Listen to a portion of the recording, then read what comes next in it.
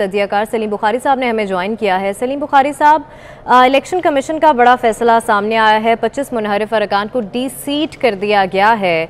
इस फैसले के बाद क्या सिचुएशन बनती आप देख रहे हैं और इस फैसले को कैसे देख रहे हैं?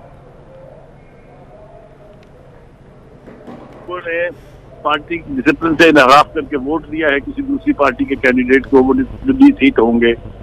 यहाँ तक तो ये बिल्कुल कॉन्स्टिट्यूशन की स्पिरिट के मुताबिक है।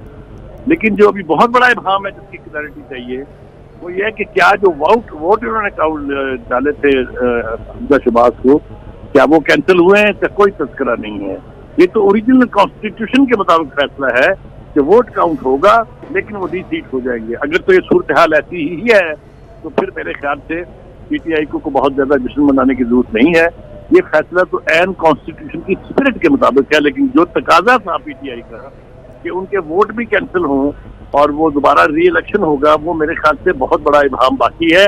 और अगर इलेक्शन कमीशन का फैसला ये कैंडिडेट है, कंसेंसस से है, तो फिर वो वोट मुझे तो वैलिड दिखाई देते हैं। लिहाजा हमजा शरीफ की चीफ मिनिस्टरशिप को कोई खतरा लाक नहीं है।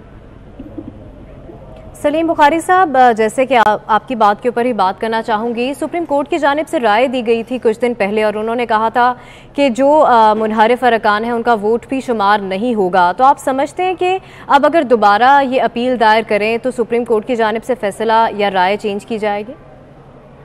देखिए, गुजारिश ये है कि जो फैसला वो फैसला नहीं है, वो राय है जो प्रेसिडेंट साहब ने मांगी थी सुप्रीम कोर्ट से और उन्होंने अपनी राय दे दी है। लेकिन फैसला हतमी तौर पर इलेक्शन कमीशन ने करना होता है।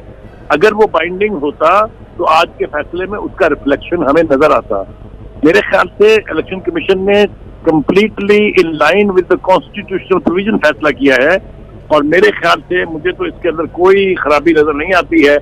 और अगर मेरा अंदाजा ठीक है कि ये सिर्फ मेंबर जिन्होंने वोट दिया था वो डी-सीट हुए हैं, उनके वोट वैलिड हैं जो काउंट हो गए हैं, जो कॉन्स्टिट्यूशन की ओरिजिनल स्पिरिट के मुताबिक है, तो फिर पीटीआई के लिए इसमें जश्न मनाने की कोई बात नहीं है। ठीक है सलीम बुखारी साहब, आप हमारे साथ ही मौजूद रहेगा।